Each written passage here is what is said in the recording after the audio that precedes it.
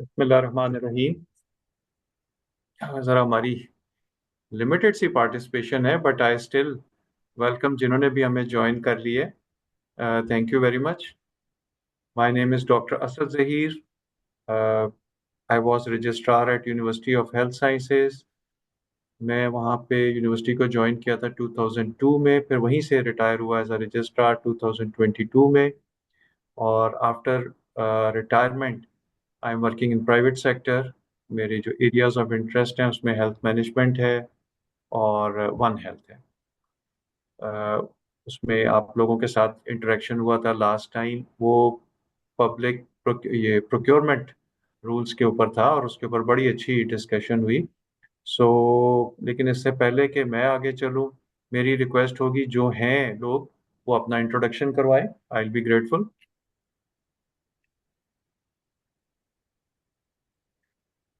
Umar sir मैं फारूक करवा साहब। देती हूँ अपना इंट्रोडक्शन। अच्छा जी, प्लीज। हम तो आईपीएच में सभी जानते हैं। बाकी लोग स्टार्ट कर लें फिर इससे। जी नहीं, आप बिल्कुल आप करवाइए। सर मैं doctor Saira Rafiq from IPH और working as a director staff college और एज अ स्टूडेंट भी। और बहुत ही अच्छा हमारा फीडबैक आ रहा है इसका, अल्हम्दुलिल्लाह। नेक्स्ट। जी। अस्सलाम वालेकुम जी, मैं हूँ डॉक्टर डॉक्टर समता ज़हरा, एमएस लेडी विलिंगटन। जी डॉक्टर डॉक्टर समरा। समरा ज़हरा, जी जी जी जी। एमएस लेडी विलिंगटन हॉस्पिटल से मैंने सर ज्वाइन किया हुआ है। अल्लाह का शुक्र है, माशाल्लाह बहुत अच्छा हमारा ये सेशंस जाते हैं। और आप जैसे लर्नर टीचर्स जब हमें पढ़ाते हैं तो हमें बहुत ज़्यादा उसका फीडबैक अच्छा आता है और हमारे लिए बहुत ज़्यादा इसमें लर्निंग होती है। बेशक थैंक यू। मैं बीइंग एमएस थोड़ा सा टाइम लिमिटेड दे सकती हूँ, लेकिन हमारी कोशिश होती है कि हम आपको लाइव सुने और आप लोगों से लर्न करें। पूरी कोशिश होती है, लेकिन बीच में हमें अपने काम भी करने पड़ते हैं। लेकिन आई होप सो कि सर आज आपका हमारा साथ अच्छा लेक्चर रहेगा इंशाल्लाह ताला। लेकिन अब ये डॉक्टर हमें बहुत ज्यादा फायदा हो गया कि इन्होंने मीटिंग के लिए जो रिकॉर्डिंग कर देते हैं ना, हमें बहुत फायदा है उसका कि हम वो बाद में आराम से सुन लेते हैं जब हमारे पास टाइम होता है, तो वो बहुत फायदा रहता है। Thank you Saira, doctor Saira, इस हवाले से आपका भी बहुत शुक्रिया। Thank you doctor Samra, thank you so much. Doctor Maha Afzal Bhatt, आप हैं लाइन पे इस वक्त? जुबैर साहब, डॉक्टर। जो लोग हैं उनका नाम बताइए। जी मैडम। डॉक्टर बीनिश अनवर है, डॉक्टर अदीला यासीन है, डॉक्टर अदनान डॉक्टर कमर है। दिला, डॉक्टर बिजली, जी जी, अपना इंट्रोडक्शन करवाइए। Sir doctor Adeela Yasin from services DMs admin. Thank you doctor ये दिला, thank you very much. Sir ये बड़ी हमारी रेगुलर स्टूडेंट है। अच्छा, माशाल्लाह।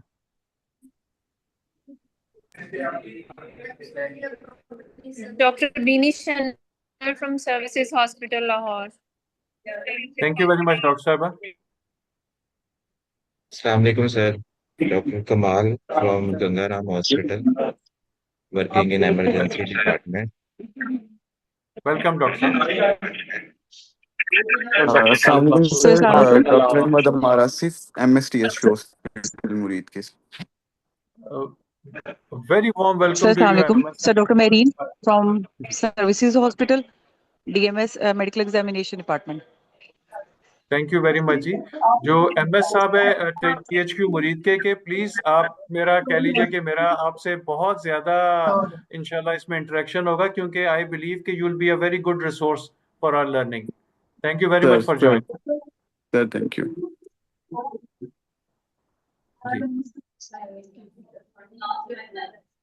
जी। अच्छा, या फिर हम यूं करते हैं doctor Saira, with your permission, कि हम इसको स्टार्ट कर लेते हैं जी क्योंकि जी टाइम शॉर्ट है, और हम बीच में अपने कोलीग्स को जी सर, एंगेज करते रहेंगे। मुझे आपने जो लिस्ट दी है वो है मेरे पास, मैं ठीक। उसी की मदद से एंगेज करता जाऊंगा। ठीक है, चल। अस्सलाम वालेकुम सर, बिस्मिल्लाहिर्रहमानिर्रहीम। अस्सलाम वालेकुम sir, doctor Qurain Ali Pal, AMS services hospital. Welcome doctor साहबा, so nice of you thank you for sir. Joining us, thank you very much. Yes. नहीं जी, बिस्मिल्लाह रहमान रहीम। आपको ये स्क्रीन नजर आ रही है, प्रेजेंटेशन नजर आ रही है? नो। ओके, जस्ट गिव नहीं मी अ नहीं सर, सेकंड। अभी तक नहीं आई है, प्रेजेंटेशन अच्छा, नहीं मुझे आई। जी, मुझे एक सेकंड दीजिए।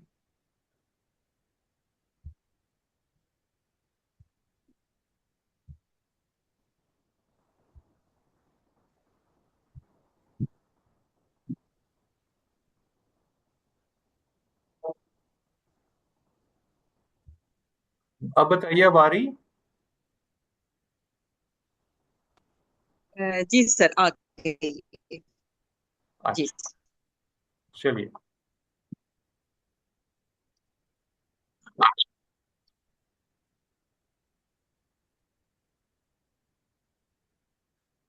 तो आज की हमारी डिस्कशन होगी Punjab public private partnership authority के बारे में। तो इससे पहले कि मैं आगे चलूं, सबसे पहले तो मेरा यहाँ पे मैं पूछता जाऊंगा, मुझे बस बताइए, खुर्रम साहब हैं सर्विसेज हॉस्पिटल से? He is not here. Doctor Adeela तो हैं? जी सर। जी, अच्छा बेटी, ये बताएं कि आपके ख्याल में कि अथॉरिटी में और डिपार्टमेंट में ये हमें अथॉरिटी क्यों क्रिएट करनी पड़ी, रादर जबकि आपके पास डिपार्टमेंट्स भी हैं, पब्लिक डिपार्टमेंट्स हैं, जो कि प्लानिंग एंड डेवलपमेंट का डिपार्टमेंट भी है, फिर एडमिनिस्ट्रेटिव डिपार्टमेंट भी है। सो बेसिकली मेरा सिर्फ एक कह लीजिए कि एक अंडरस्टैंडिंग के पॉइंट ऑफ व्यू से, what is the difference between authority and a department? Sir, जो रूल्स होते हैं उनको इम्पोज करने के लिए जो है वो अथॉरिटी बनाई जाती है, ताकि उनको जो है हम वो अप्लाई कर सकें। बिल्कुल आप ठीक कह रही हैं, this is how it is. थोड़ा सा एक और डिफरेंस ये है कि जो डिपार्टमेंट्स हैं वो एडमिनिस्ट्रेटिव या एग्जीक्यूटिव ऑर्डर के तहत बनते हैं, जैसे आपके रूल्स ऑफ बिजनेस में डिपार्टमेंट्स आ जाते हैं।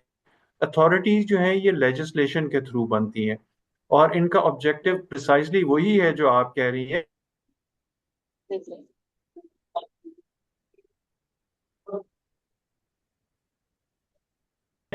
कि इसमें एक्सपेडिशियस इंफोर्समेंट हो सके टारगेट से achieve। और जो डिपार्टमेंट है वो एग्जीक्यूटिव या एडमिनिस्ट्रेटिव ऑर्डर के थ्रू क्रिएट होता है। अच्छा, आज की हमारी प्रेजेंटेशन है, उसका अगर हम देखें स्कोप, तो बेसिकली उसके अंदर हमारी कोशिश होगी कि हम एक रैशनले अंडरस्टैंड कर लें कि ये अथॉरिटी पब्लिक प्राइवेट पार्टनरशिप या Punjab public private partnership authority क्यों क्रिएट की गई। इसके लिए एक टर्म वो एब्रीविएशन खुद यूज करते हैं, P4A। तो हम ड्यूरिंग डिस्कशन इंस्टेड के वो लंबा नाम ले, हम भी P4A का ही टर्मिनोलॉजी यूज करेंगे। फिर जैसे मैंने आपको अभी बताया कि ये जो अथॉरिटी है ये एक लेजिस्लेशन के थ्रू क्रिएट हुई है, तो हमने ये इसके जो लीगल फ्रेमवर्क है उसको भी हमने देखना है। यहाँ पे मैं आपको एक बात बताऊं कि जो इसका लीगल फ्रेमवर्क है बड़ा एग्जॉस्टिव है। उसके अंदर कोई जो उसका एक्ट है, मेन एक्ट, वो कोई उसकी 49 सेक्शंस हैं, और जो फिर उसकी सबऑर्डिनेट लेजिस्लेशन है रूल्स की शक्ल में, उसकी कोई 140 प्लस क्लॉजेज हैं। तो ये इतना बड़ा एक एरिया है या इतना बड़ा एक लिटरेचर है कि हमारे लिए इसको इन 2 लेक्चर्स में कवर करना पॉसिबल नहीं होगा। So what I request you is कि आप एक्ट को भी और इनके रूल्स को भी डाउनलोड कर लें, अपने पास रखें, जिस तरह आप कंफर्टेबल है, जिस तरह आपकी रीडेबिलिटी बेहतर है। अगर आप हार्ड कॉपी से अच्छा फील करते हैं तो हार्ड कॉपी के साथ चलें, अगर आप ऑनलाइन या डिजिटल कॉपी से तो डिजिटल उस पर रखें, लेकिन इसको आप डाउनलोड कर लें, और जहां कहीं भी आपको कोई प्रॉब्लम होगी तो उसमें आप देखेंगे। फिर इस लॉ की कुछ की टर्म्स हैं, हम उस की टर्म को अंडरस्टैंड करने की कोशिश करेंगे कि वो की टर्म्स क्या हैं। एक्सक्यूज। तो उसको हम ना की टर्म्स को अंडरस्टैंड करने की कोशिश करेंगे। फिर उसके बाद हम इसके डूज एंड डोंट्स के, जब हमने इसको लेके चलना है इस पब्लिक प्राइवेट अथॉरिटी के लीगल फ्रेमवर्क को, तो उसमें कुछ चीज़ें ऐसी होंगी जो हमें फ्री हैंड देती होंगी, कुछ चीज़ें ऐसी होंगी जो हमें प्रोहिबिट करती होंगी, कुछ चीज़ें ऐसी होंगी जो हमने सुपरवाइज। हम उनकी एक अंडरस्टैंडिंग डेवलप करेंगे। अच्छा, ये सारी बात करने का पर्पस क्या है? मैं अभी इसकी नीड पे आऊंगा कि जो नीड इसकी है वो क्यों है। पर्पस ये है कि देखिए, यू आर हेल्थ मैनेजर्स, ये P4A जो है इट्स अ रियलिटी। P4A इतनी हाई पावर्ड है कि इसकी जो चेयरपर्सन है that is chief minister Punjab. इसकी जो वाइस चेयरपर्सन है वो सीनियर मिनिस्टर पंजाब मरियम औरंगजेब साहिबा है। तो कॉन्सेप्ट ये है कि आपको इस लीगल फ्रेमवर्क का इतना अच्छा हो कि अगर जब भी कभी एज अ हेल्थ मैनेजर आपको कोई असाइनमेंट मिले तो आप उसको प्रोफेशनली एक्सेलेंस के साथ कर सके। दूसरी इंपॉर्टेंट चीज ये है, लास्ट मैं जैसे आपको लास्ट टाइम भी बताया था कि मेरी उम्र ही मैनेजमेंट साइड में गुजरी है। मुझे स्पेशली ये पॉलिसी मेकिंग और ये लीगल फ्रेमवर्क्स ये मेरे एरियाज ऑफ इंटरेस्ट है ड्यूरिंग सर्विस। मैंने अल्हम्दुलिल्लाह यूनिवर्सिटी के लिए बहुत सारा लीगल फ्रेमवर्क डेवलप किया। अ, बहुत सारे कह लीजिए कि प्लानिंग के पॉइंट ऑफ व्यू से ऑलमोस्ट 1.5 बिलियन के प्रोजेक्ट्स हायर एजुकेशन कमीशन से पंजाब गवर्नमेंट से मुझे अल्लाह ताला ने मौका दिया यूनिवर्सिटी के लिए। लेकिन जो मैं बात आपसे करना चाह रहा हूँ वो ये कि आप कोई भी काम करते हैं तो उसके कुछ कॉन्सिक्वेंसेज होते हैं, उसका इम्पैक्ट होता है। तो इसलिए हमें जब पता होगा कि भाई ये रेड जोन है, इसमें हमने नहीं जाना, ये ग्रीन जोन है, इट्स ओके। तो ये अंडरस्टैंडिंग इसलिए है कि आप एज अ मैनेजर अपनी जो परफॉर्मेंस है, प्रोफेशनलिज्म है, उसको आग खट के परफॉर्म कर सके। उसके अंदर मुझे जो यहाँ पे इस वक्त एक स्ट्रेट अवे चीज दो चीजें याद आ रही हैं। मैं जरूर आपके साथ, एक है कि आप माशाल्लाह प्रोग्रेस कर रहे हैं और आप इंशाल्लाह जिंदगी में देखेंगे प्रिपेयर्डनेस जो है ना, इट इज की टू द सक्सेस। वो जनरल पैटर्न की बड़ी एक फेमस सेइंग है, आप सबने सुनी होगी, an ounce of sweat saves gallon of blood. तो ये जो प्रिपेयर्डनेस है फॉर एनीथिंग, इसीलिए preparedness for a project which is to be carried out और executed under public private partnership, उसकी प्रिपेयर्डनेस आपकी हो जाएगी। ये मैं क्यों इंसिस्ट कर रहा हूँ या क्यों इसको एम्फोसाइज कर रहा हूँ कि मेरा एक कोशिश होती है कि हम रियल टाइम या रियल लाइफ सेटिंग में जो चीजें हैं उसको देखें। तो मैं जब इस ये मुझे अल्लाह ताला इनको जज़ाए खैर दे, डॉक्टर सायरा ने जब ये अपॉर्चुनिटी दी तो I walked up to specialised health care department procurement cell और मैंने कहा कि मुझे प्लीज मेरे साथ एग्जांपल्स शेयर करें जो स्पेशलाइज्ड हेल्थ केयर की हैं। तो आई वाज टोल्ड कि उनके पास कोई एग्जांपल नहीं है। तो आप लोगों पे नहीं, लेकिन ये जो हमारा अदर साइड है डिपार्टमेंट की, जहाँ पे मैं वो MS साहब को कह रहा था कि वो हमारे लिए बड़े यूजफुल होंगे और हम उनसे बहुत लर्न करेंगे इंशाल्लाह ताला, वहां पे एग्जिस्ट करती हैं ये एग्जांपल्स। तो कॉन्सेप्ट ये है कि आप फेमिलियर हो जाएं, आपकी कैपेसिटी, आपकी राइट अंडरस्टैंडिंग डेवलप हो जाए, ताकि जब भी कभी आपको कोई मैनेज करना पड़े पब्लिक प्राइवेट पार्टनरशिप का प्रोजेक्ट, तो आप उसकी लीगैलिटी से, उसकी टेक्निकल टर्मिनोलॉजी से अच्छी तरह से फेमिलियर हो। So coming back to the basic, कि ये अथॉरिटी हमें क्रिएट क्यों करनी पड़ी, रैशनले क्या था इस अथॉरिटी का, या इसके पीछे इसके जेनेसिस के लिए। इसमें कुछ फैक्ट्स मैं आपके साथ शेयर करना चाहूंगा। पहला फैक्ट तो ये है कि आप ये देखिए कि जो हमारा पंजाब का बजट है फॉर द फाइनेंशियल ईयर 2026-27, उसका अगर आप वॉल्यूम देखें, उसका आउटले देखें, तो ऑलमोस्ट 6000 बिलियन का है। उसके अंदर जो एनुअल डेवलपमेंट प्रोग्राम के लिए या डेवलपमेंट का बजट है वो 752 बिलियन का है, which is 12.74% of the total budget. अब इसको हम ज्यादा पीछे नहीं जाएंगे और मैं कंटेम्प्रेरी फैक्ट्स पे कोशिश करूंगा कह रहा हूँ। लास्ट ईयर के बजट से कंपेयर करें तो वो 5335 बिलियन था और उसका एनुअल डेवलपमेंट जो एलोकेशन थी वो 27% थी, 1240 बिलियन। सो आप देख रहे हैं कि हमारे पास एक रिसोर्स कंस्ट्रेंट है और ये रिसोर्स कंस्ट्रेंट आप ये देख रहे हैं, इसका ग्रेडियंट बहुत स्टीप है, ऑलमोस्ट वर्टिकल है। यानी अगर आप उसको देखें तो एकदम ऑलमोस्ट हाफ हो जाता है ये बजट। अब अब उसके कंट्रास्ट में पॉपुलेशन को देखें तो ये वैसे थोड़ी सी मैंने गलती कर दी, मैंने बेस लाइन ले ली 1947 की।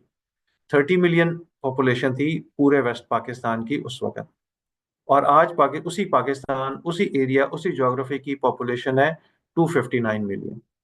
सो इस एक ये रिसोर्स और पॉपुलेशन को अगर हम कंपेयर या इसको क्या कहना चाहिए कि एक दूसरे के साथ कोरिलेट करें, तो ये चीज़ बड़ी क्लियर होती है कि हमारा we are experiencing a resource constraint और we are experiencing an escalation in our population. Population बढ़ रही है, पॉपुलेशन डेंसिटी बढ़ रही है, तो उसकी नीड्स बढ़ रही है।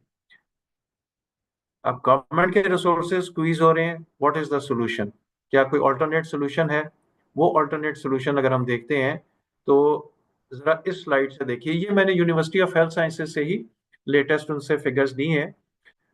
ये जब यूनिवर्सिटी बनी थी, अच्छा इसमें कुछ थोड़ा सा 2002 की फिगर्स में कुछ, चूंकि बहरहाल उन्होंने अपने रिकॉर्ड से चलना है, कुछ मेडिकल कॉलेजेस, कुछ डेंटल कॉलेजेस, नर्सिंग कॉलेजेस जो उस वक्त एग्जिस्ट कर, नर्सिंग कॉलेज तो खैर कोई नहीं एग्जिस्ट कर रहा था दैट आई एम श्योर, लेकिन कुछ जरा देर से एंटर हुए। वो 2002 सितंबर में यूनिवर्सिटी बनी, दिसंबर में 2002 एंड हो गया, तो कुछ कॉलेजेस की एफिलिएशन जरा लेट हुई या लेट आए, तो इसकी वजह से वो गो के उस वक्त थे लेकिन इसमें शो नहीं हो रहे।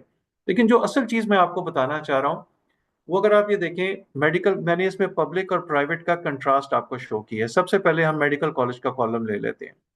2002 public 5, private 0। Now comes 2012, after 10 years, public 12 and private 20, वो उसको आउट नंबर कर रहे हैं। 2026 पब्लिक 15 और प्राइवेट 30 आउट नंबर कर रहे हैं। और अभी इसके अंदर एडमिटेडली वो पब्लिक कॉलेजेस भी नहीं है जैसे जो यूनिवर्सिटी बन गए, किंग एडवर्ड, एफजे और दूसरे लोग, और वो प्राइवेट भी नहीं है जो फेडरल के साथ ऑपरेट कर रहे हैं और या यूनिवर्सिटी के सेक्शन 37 की वायलेशन में ऑपरेट कर रहे हैं, वो भी इसमें शामिल नहीं है। तो उससे ये प्राइवेट सेक्टर का नंबर और बड़ा हो जाता है। सिमिलरली आप डेंटल कॉलेजेस में देखें, पब्लिक सेक्टर 2002 में 1 था और 2026 में 3 था। प्राइवेट सेक्टर 2002 में 0 था और 2026 में 16 हो गया। नर्सिंग कॉलेजेस दोनों सेक्टर में मिसिंग थे। पब्लिक में अब ये 42 हो चुके हैं और प्राइवेट में 39 है, लेकिन ये 39 से ज्यादा है और एक एस्टिमेटेड नंबर इनका 90 का है, क्योंकि पाकिस्तान नर्सिंग काउंसिल ने, सॉरी जी मेरा, पाकिस्तान नर्सिंग काउंसिल ने ऐसे कॉलेजेस को भी रिकग्निशन दे दी है जो कि उन यूनिवर्सिटीज के साथ एफिलिएटेड हैं, सॉरी, उन यूनिवर्सिटीज के साथ एफिलिएटेड हैं जो ऑथोराइज नहीं थी एफिलिएशन देने के लिए, जैसे जामिया इस्लामिया बहावलपुर है, फेडरल इंस्टीट्यूशंस हैं। तो ये बहुत सारे, इसमें नंबर नहीं है, लेकिन जो एक एस्टिमेटेड फिगर है पाकिस्तान नर्सिंग काउंसिल की, पंजाब में 90 प्राइवेट सेक्टर में कॉलेजेस एग्जिस्ट कर रहे हैं। It's a huge number. So you can see कि अगर हम मेडिकल कॉलेज का या सॉरी इसका हेल्थ साइंसेज एजुकेशन का, और अभी मैंने इसमें अलाइड हेल्थ साइंसेज ऐड नहीं किया क्योंकि अलाइड हेल्थ साइंसेज यूजुअली अलग से नहीं आते, वो इन्हीं कॉलेजेस की एक एंसिलरी एजुकेशनल स्ट्रीम के तौर पे आ जाते हैं। तो अब आप हम ये देखते हैं कि प्राइवेट सेक्टर एक बहुत बड़ा प्लेयर के तौर पे सामने आ रहा है। अच्छा, अब प्राइवेट सेक्टर जब आ रहा है तो उसका कुछ इंटरेस्ट हो जाता है। उसका इंटरेस्ट हो जाता है कि एसेट्स में, जो एसेट्स आपके पास हैं, पब्लिक सेक्टर या गवर्नमेंट के पास एसेट्स हैं, उसमें ये जो उसके एरियाज ऑफ इंटरेस्ट हैं, ये मैंने आपके सामने शो कर दिए हैं। उसके एरियाज ऑफ इंटरेस्ट ये हैं कि जो हॉस्पिटल्स हैं, ये स्पेशलाइज्ड हेल्थ केयर के अंडर हॉस्पिटल्स हैं या ये हेल्थ एंड पॉपुलेशन के अंडर हॉस्पिटल्स हैं, उनको यूज करें एज देयर टीचिंग हॉस्पिटल। फिर डायग्नोस्टिक फैसिलिटीज का एक है, स्पेशली इसके अंदर हॉस्पिटल एंड सॉरी, ये बार बार मेरे मुंह से माय अपॉलॉजीज, हॉस्पिटल निकलता है, हेल्थ एंड पॉपुलेशन का। उसमें मुझे एक दफा इत्तेफाक हुआ था, ये जब नारोवाल मेडिकल कॉलेज बनना था तो उसकी फिजिबिलिटी के पॉइंट ऑफ व्यू से डिपार्टमेंट आस्क्ड मी, तो मैं भी तब गया था वहाँ पे। तो वहाँ पे जो नारोवाल का डीएचक्यू था, उसमें देखा कि वहाँ पे उन्होंने सीटी स्कैन और लैब को आउटसोर्स किया हुआ है। सीटी स्कैन में अगर आपको इन हाउस रेफरल है तो उसकी एक प्राइस है जो रीजनेबल थी, और लैब में चुगताई लैब के साथ एग्रीमेंट था, जो अगर इन हाउस रेफर होता है तो वो 40% डिस्काउंट दे रहा था कॉन्सिक्वेंटली, और सारे और बहुत रेंज ऑफ पैरामीटर्स बढ़ गई थी। और ये फैसिलिटीज वो थी जो वहाँ पे राउंड क्लॉक चल रही थी। सिमिलरली इंडस हॉस्पिटल नेटवर्क को मैनेजमेंट, हॉस्पिटल्स मैनेजमेंट के उन्होंने दिए हुए हैं, टास्क दिए हुए हैं। इसमें जो उनकी वेबसाइट से मैंने देखा था वो ये था कि बहावलपुर में 3 इंस्टीट्यूशंस हैं, मुल्तान में 2 इंस्टीट्यूशंस हैं, लाहौर में 5 इंस्टीट्यूशंस हैं तहसील हेडक्वार्टर लेवल के।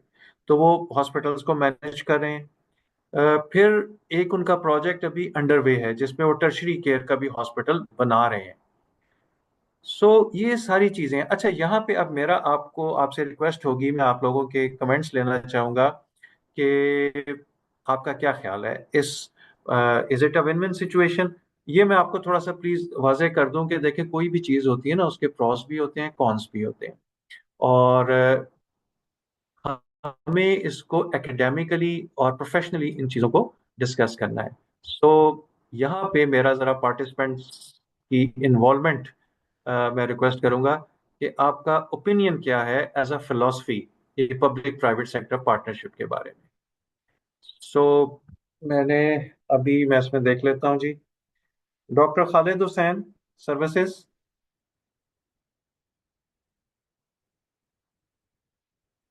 खालिद साहब नहीं है जी। Doctor Maryam, services.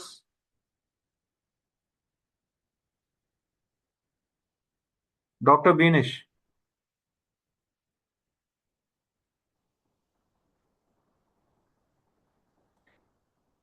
डॉक्टर साहब, थैंक यू वेरी मच। हम अभी ये भी नारोवाल से था, लेकिन मैं आप जब क्वेश्चन करूंगा ना, काइंडली तब जवाब दीजिएगा ताकि हम ना एक सिस्टमेटिकली चल सकें। Doctor Binish.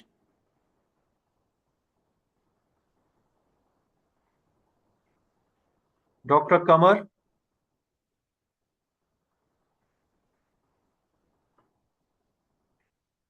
Doctor Qurratulain Ali.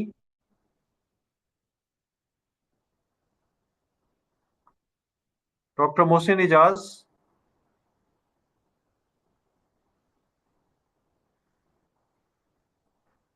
Doctor Taimur Baig.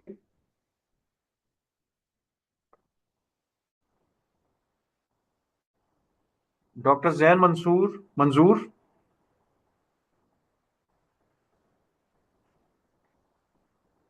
Doctor Hira Awan. Doctor Ayesha Zafar.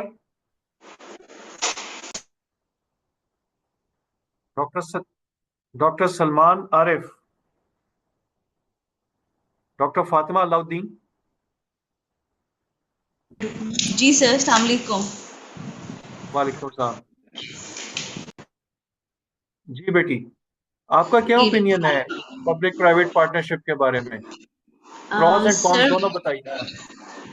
Sir benefits भी हैं लेकिन ज़्यादा मुझे लगता है कि इतना कोई अच्छा नहीं है ये, बिकॉज इसमें बहुत से प्रॉब्लम्स आ रहे हैं। मतलब कि देखें ना, यहाँ पे जैसे हम अगर प्राइवेट उसको करते हैं तो पहले तो ये चार्जेस और फी स्ट्रक्चर और ये सब चीज़ें पेशेंट अफोर्डिंग नहीं है, तो ये बहुत ज़्यादा एक तो है मसला। वो बार बार फिर फीस माफ़ के लिए और फिर इस करने के लिए बार बार एडमिनिस्ट्रेशन में आते हैं। और फिर इसके अलावा भी बहुत से प्रॉब्लम्स ये हैं कि उनकी क्वालिटी भी कोई इतनी अच्छी नहीं है। हमने तो बेसिकली इसलिए किया था ना प्राइवेट के साथ, इसलिए किया था कि हमारी क्वालिटी इन्हांस होगी, हमें कोई अच्छा मिलेगा आउटकम। जैसे अगर फॉर एग्जांपल हम जेनिटोरियल सर्विसेज की बात करते हैं, वो हमने आउटसोर्स किया था, लेकिन ये जो अरार कंपनी जो इन्फेक्शियस वेस्ट वाली है, उससे हमें इतने कंसर्न्स हैं कि उन लोगों ने हमें इतना मतलब कि देखिए इतना पुअर उनका रिस्पॉन्स है। हमारी इन्फेक्शियस वेस्ट पहले जब हम खुद करते थे तो बहुत अच्छा डिस्पोजल था, सब कुछ था। अब जब से हमने आउटसोर्स किया तब से हॉस्पिटल में मतलब कि इतना डंप हुआ हुआ है। वो ना तो उनकी वर्कर्स आते हैं, ना वो क्वालिटी वर्क प्रोवाइड कर रहे हैं, ना वो हमारा टाइमली सर्विसेज प्रोवाइड करते हैं, ना उनके पास मटेरियल है, ना वो चीज़ें प्रोवाइड करते हैं। मैन पावर उनके पास नहीं है, आए दिन उनके वर्कर्स स्ट्राइक पे रहते हैं। तो हम लोग बहुत सफ़र कर रहे हैं। मतलब कि प्राइवेट या आउटसोर्स करने का ये फ़ायदा था कि हमारी क्वालिटी बेहतर हो जाएगी, लेकिन हमें तो कोई बेनिफिट नहीं हुआ। तो मुझे तो इसमें इतना कोई नहीं लगता, अच्छा नहीं लग रहा। राइट बेटी, इसमें आपके 2 डायमेंशंस हैं। डायमेंशन 1 आपकी ये है कि कॉस्ट ऑफ सर्विस डिलीवरी जो है उसकी एस्केलेशन हुई है। अच्छा, उसमें जैसे मैंने कहा ना कि हमें प्रोज एंड कॉन्स दोनों को देखना चाहिए। एस्केलेशन इज 1, लेकिन क्या उस एस्केलेशन होने से एक सस्टेनेबिलिटी आई है? Sustainability in terms of availability of the services, अगर ये लैब की या कुछ, so that is to be seen. अगर वो सस्टेनेबिलिटी आ जाती है तो क्वेश्चन फिर ये अराइज होगा कि क्या जो हमारे प्रोफेशनल्स हैं, डॉक्टर्स हैं, उनके लिए ये सपोर्ट सर्विसेज की sustainable availability is more important, या फिर बहरहाल वो आपकी बात आई टोटली एग्री। जहाँ पे हम 45% पॉवर्टी लाइन से नीचे रहते हो तो वहाँ पे that is a big consideration. Any cost escalation is a big consideration. मैंने आपको शुरू में ही कहा था कि इसके प्रॉज एंड कॉन्स हैं। और दूसरा आपने इसका किया जेनिटोरियल सर्विसेज का, तो वो थोड़ा सा एक डिफरेंट टॉपिक है, लेकिन हमको आपका पॉइंट हम अभी फॉर द टाइम बीइंग उसको पार्क कर लेते हैं। और आगे जब हम कुछ कॉन्ट्रेक्चुअल ऑब्लिगेशंस पे जाएंगे, गो के वो हम डिफरेंट कॉन्टेक्स्ट में जा रहे होंगे, तो उसमें हम उस वक्त उसको डील करने की कोशिश करेंगे कि क्या सेफ गार्ड्स हो सकते हैं उनके अगेंस्ट। ठीक है, जी sir, thank you thank you जी। Very much.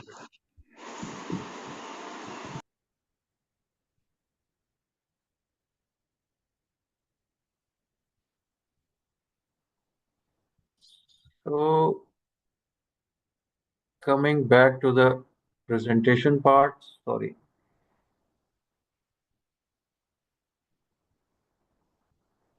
अच्छा, ये एग्जांपल्स हैं। ये मैंने आपको ऊपर वाली बुलेट तो बता ही दी है, और नीचे वाली ये भी बता दी है इंडस हॉस्पिटल की। और इसके अलावा भी एग्जांपल्स हैं।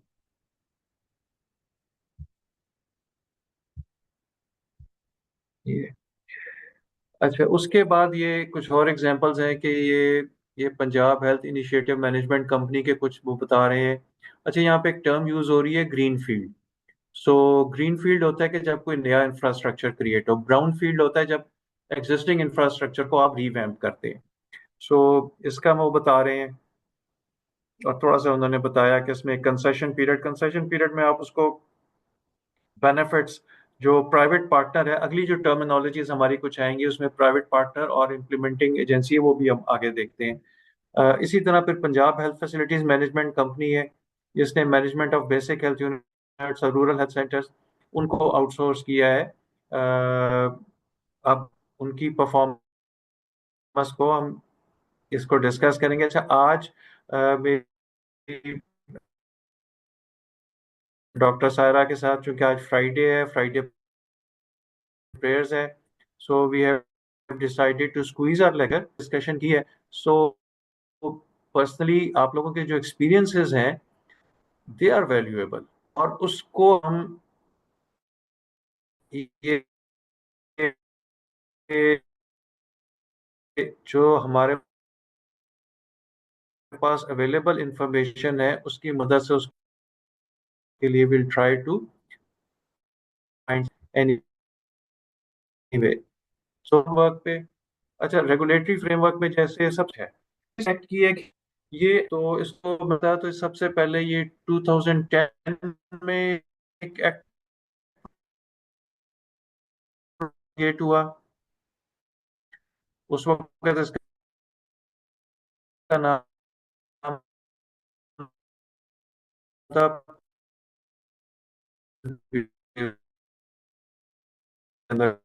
कवर होना शुरू हो गई। फिर 2014 का एक्ट मॉडिफाई हुआ 2019 में, 2019 का एक्ट रिपील 2025 में। और करंटली आपके ऊपर जो एक्ट गवर्न कर रहा है इस पब्लिक प्राइवेट पार्टनरशिप को, दैट इज ऑफ 2025। अब एक्ट जो है ये पेरेंट लेजिस्लेशन है, और इट सेज कि हमें इसमें दो वो सबऑर्डिनेट लेजिस्लेशंस के लिए कहता है, एक रूल्स को कहता है और एक रेगुलेशंस को कहता है। जो यहाँ पे कुछ मुझे खास तौर पे चीजें थोड़ी सी डिफरेंट लगी, जैसे मैंने आपसे कहा कि मैं रेगुलेटरी फ्रेमवर्क के साथ हमेशा से गया था, मैं 1995 में। टर्मिनोलॉजी में मुझे जरा वेरिएशन लगी है। यहाँ पे टॉप पे तो ये लेजिस्लेशन ही है, एक्ट, और सबऑर्डिनेट लेजिस्लेशन में पहले रूल्स आ रही हैं और फिर रेगुलेशंस आ रही हैं। Normally other way regulations superior होती हैं रूल्स को, लेकिन बहरहाल दिस इज हाउ ये इस एक्ट में है। और जो मैंने फिर देखा है, इन्होंने रूल्स तो बनाए हैं लेकिन रेगुलेशंस नहीं बनाई है। अब ये की टर्म्स हैं जो इसके अंदर है। ये इसमें मैं आपको बताऊं कि की टर्म्स, कोई भी रेगुलेटरी फ्रेमवर्क हो जिसको आप पढ़ रहे हो या आप बना रहे हो, उसके अंदर दो सेक्शंस जो है ना टॉप के, वो तकरीबन समझें कि एक वो एस्टैब्लिश फैक्ट है। सेक्शन 1 उसका हमेशा होता है कि नोमेनक्लेचर क्या है, इस रेगुलेशंस का, इस एक्ट का, रूल्स का नोमेनक्लेचर क्या है, इनको किस नाम से बुलाया जाएगा। और सेक्शन 2 का बड़ा इंपॉर्टेंट होता है, वो है डेफिनेशंस।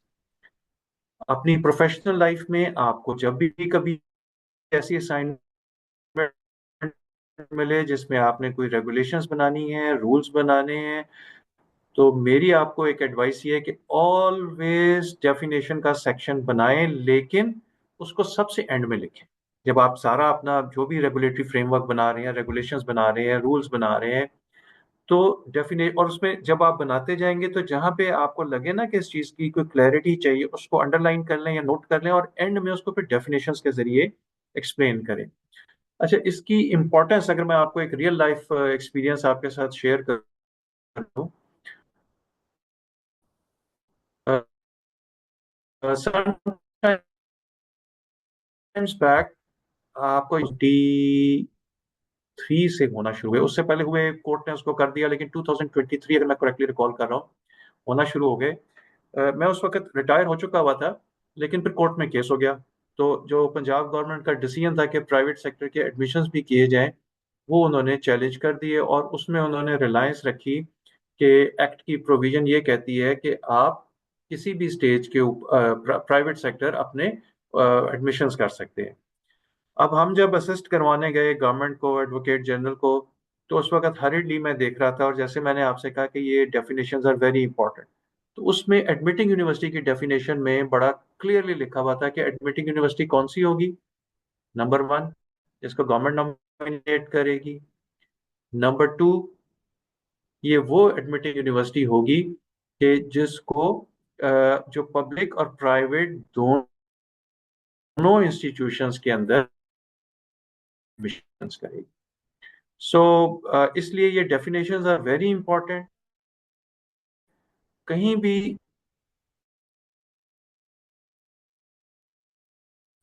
लिंग्विस्टिक्स में कोई प्रॉब्लम आती है, डेफिनेशन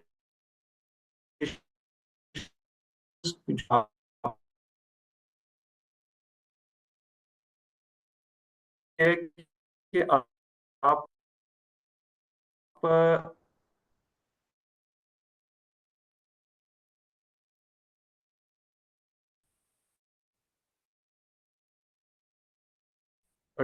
डाउनलोड जो मैंने आपसे, कोई प्रॉब्लम ना हो, सो दैट कि हम इसको बड़ा तेजी से will go through it. I think this is तो, लेकिन इससे पहले कि मैं ये क्लोज करूं, आई request doctor Sara Nawaz, is she with us?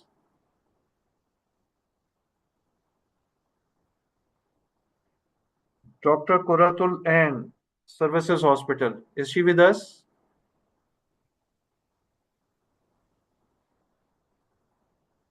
Doctor Mehreen Fatima, services hospital,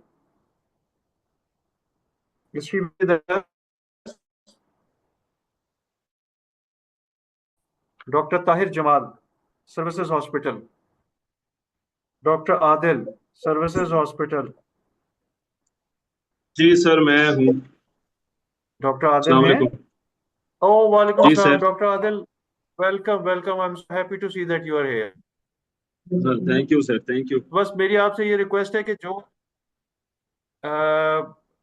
जो हमने सुबह से अभी तक बिल्कुल एक ब्रीफ सी डिस्कशन की है, आप ये समझिए कि आपके पास 30 सेकंड्स है, उसमें जरा सब पार्टिसिपेंट्स को एक दफा बता दें, आई बी ग्रेटफुल।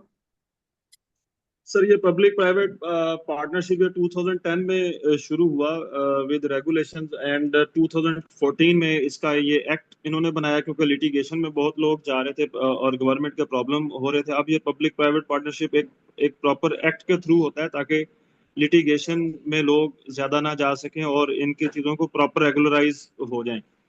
और उसके बाद अब ऑब्वियसली इसकी अमेंडमेंट्स भी आती रही हैं। लेटेस्ट अमेंडमेंट इसकी 2025 में आई है। हमारे जो DHQ लेवल्स के ऊपर जो हॉस्पिटल उनमें CT और MRI इसी प्रोग्राम के तहत हो रहे हैं सर। CT और MRI मशीन्स प्राइवेट लोग लगा रहे हैं, और जो फी है गवर्नमेंट उनको फ्री करती है, लेकिन गवर्नमेंट वो चार्जेस इनको पे कर